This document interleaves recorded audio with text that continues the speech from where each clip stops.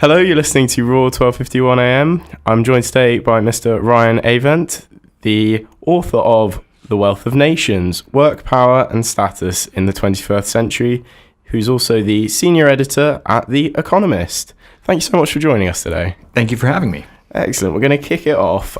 Some of our listeners may not have read your book, unfortunately. Could you give them, a taste of what it's about, really? Sure. So the book looks at kind of all the different difficult things that have been going on in the last few years for workers across the global economy, and then also for political systems. And sort of we see that in the elections in the U.S. and in Europe that are going in ways that may be slightly disconcerting. And it tries to put this in a broader economic context. And I guess where I come out is that, in my view, the digital revolution, the arrival of powerful computers and ultimately artificial intelligence is going to be a revolution as powerful and as transformative as the Industrial Revolution. And that's going to force us to do all sorts of social reform and political reform if we're going to adapt and make sure that it works for everyone. Great. How do you think the world economies and or government should react or change to this technological revolution? Well, I think first of all, they need to recognize that's what the problem really is, and that right now we seem to be stuck in a place where people are pointing to a different set of villains. They're trying to blame foreign trade. They're trying to blame immigrants, when really the problem is more much broader than that. Beyond that, I think there are a lot of policy discussions that need to be had about what sort of changes need to be made to welfare states, so there's more redistribution. But I think it's going to be difficult for governments to sort of lead this discussion and lead this shift. And instead, as in the Industrial Revolution, there's going to have to be social movements, political movements that sort of are built from the ground up and that force change in political systems.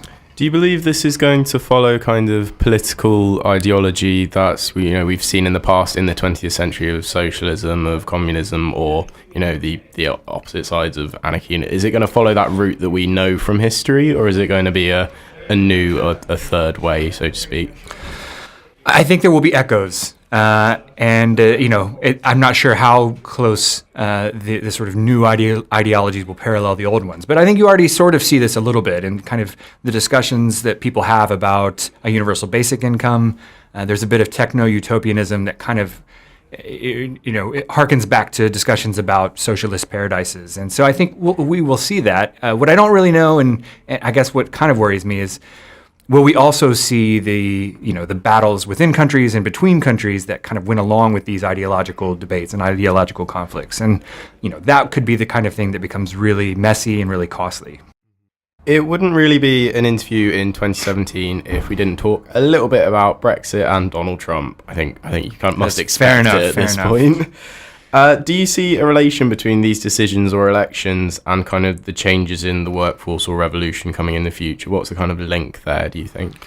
I think there is a link. I mean, I don't want to suggest that I've got, the one true explanation for all these phenomena, but I think it has a lot to do with the way that changes in the economy have squeezed working people over the last 30 years. And so part of what we're seeing is people are just upset that, life hasn't met their expectations, and they're looking to kind of get rid of the people who are defending the status quo. But I think there are other things as well. I mean, as it becomes apparent that there's going to have to be more redistribution to make these technologies work for everyone, people start to ask who's going to receive that redistribution, and I think that is one of the things that's contributing to ethnic nationalism and those sorts of tensions. Is that if we're going to share amongst ourselves, we want to draw this circle around people who look like us and think like us and act like us. And that's kind of a nasty direction for society to go in. And I think, unfortunately, there may be more of that ahead.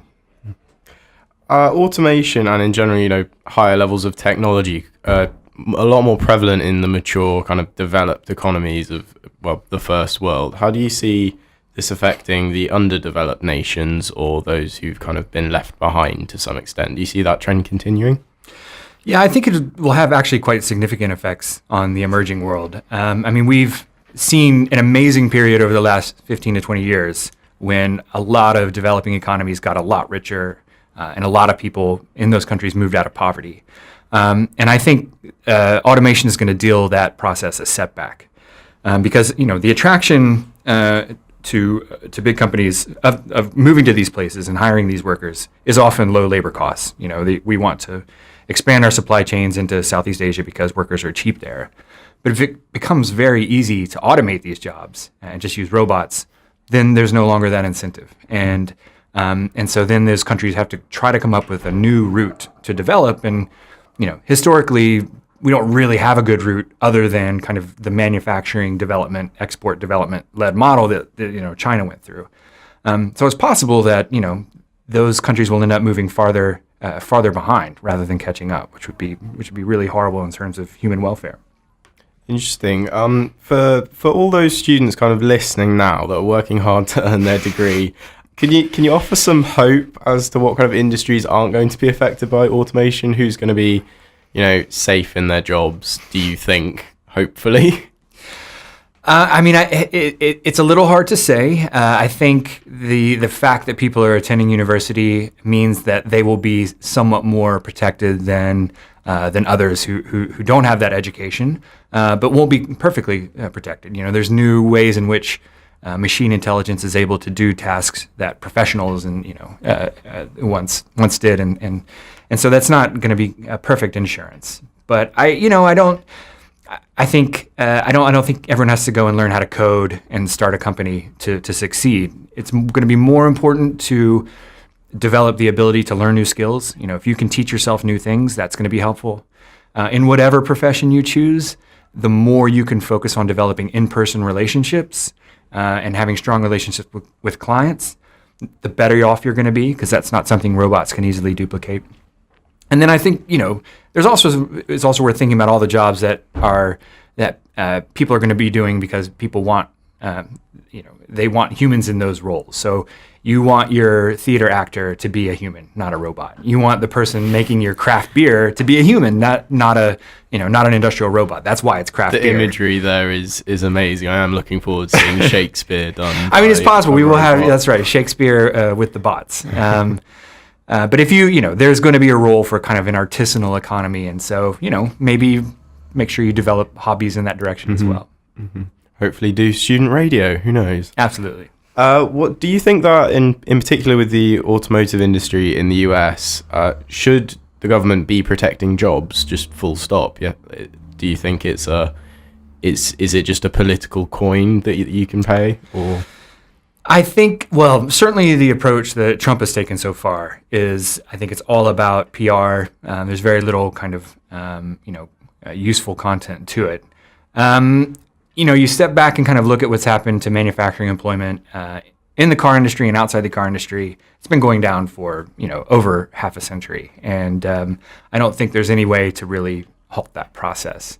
What you can do is make sure that you're making all the investments in education and infrastructure that you ought to be making.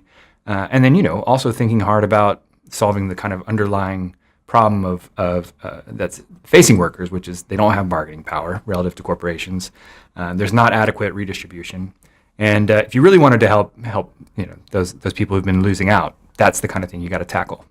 Do you think a more unionization is a route to that issue, solving that issue of collective bargaining that we kind of seen a drop off in recent years? That was the historical route. That was the key to establishing labor power in the Industrial Revolution. I think it's tricky now because you don't have the factories that have mass employment, which kind of enabled unionization and enabled a sense of solidarity. And also, companies just have many more ways to squeeze workers today than they did in the past. They can outsource work or offshore it. They can automate tasks. There's just a lot of options available to bosses who are trying to squeeze workers. So I think we're going to see some kind of worker movement. I don't think it's going to look exactly like unionization did in the past, and probably it will be enabled by digital technology. People communicating and organizing over the internet. And we've already seen that a little bit with the protests in response to Trump's travel ban. These things were arranged through the web, and that's there's room for that to run. The petitions as well as something that was unavailable in the 20th century. Absolutely. Via the internet. And a slightly it's kind of a lighter note. It's kind of not. If your job were to be automated, how would you spend your free time? Oh, goodness. Well, that depends, I think. And this really gets to I think one of the key questions society will face, which is that, if I lost my job and I was able to collect a stable government income that would help me provide for my family, then, I would read a lot. I would spend time with my kids. Play in a band, all these sorts of fun things, and maybe still do writing, just not get paid for it. But probably what's going to happen is people, at least for the next few decades, going to lose their jobs and not have that kind of support. And so then I would have to go out and find what work I could, and it might be work for which I'm much less suited, for which I'm not paid as well, and so that's probably the sad truth, is I would end up doing a job that I don't like as much and earning less money, and that's what a lot of us will be facing. Mm-hmm. We've kind of touched upon this topic with unionization and similarities to previous kind of political ideas, but what do you think the kind of main similarities or largely the differences are going to happen with this technological revolution with the Industrial Revolution? What's the difference there? Yeah. I think there are two key differences. One is that the sorts of strategies that we use to kind of bail ourselves out in the Industrial Revolution aren't going to work as well this time around. So at the beginning of the Industrial Revolution, most people were illiterate and innumerate, and had very little science background, and so you could send people to public school, generate a massive increase in the training of the population, and qualify people for the new jobs being created. Now, most people in advanced countries have a secondary degree. 40 to 50% of adults have a university degree, and we can't really say now we're going to have everyone get a master's degree, because those programs are incredibly demanding. So that option is not available to us.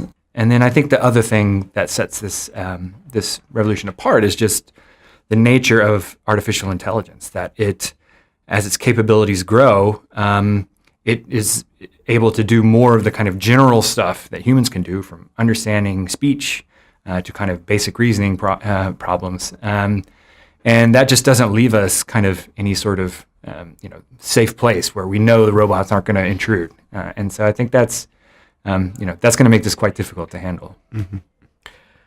What are your opinions? We've touched on it as well about universal basic income and its variations. And do you think it should be introduced as soon as possible as a form of redistribution, or will it come when the rest of the technology comes? That's a good question. I mean, I think that, if you think that computers are going to continue to become more powerful and be able to substitute for human work in more places, then you sort of end up inevitably in this kind of place where you have to have something like a universal basic income to support people. The really hard question is under what time frame and kind of how do we get there? I don't think, if I could wish one in place right now, I'm not sure I would, just because if you don't have the social consensus around it that says, yes, we believe it is just for to tax heavily this small portion of the economy to pay everyone else to do nothing, then it's not going to be sustained. It's going to fall apart. And so I think the thing that will be needed to sustain it, and the thing that will actually bring it about, is a big change in the way people think, social and evolution in kind of the social norms that ultimately builds momentum for policy change. And we saw that in the Industrial Revolution, that there was, in the middle of the 19th century, people wouldn't think the government had a responsibility to fund education or to take care of people's health care or to give them a pension. Over time, that changed, and everyone said, yes, that is a role the government should play. And we'll have to go through that process, but it'll take a while. Thank you so much for coming on. Thank you for having me. Excellent.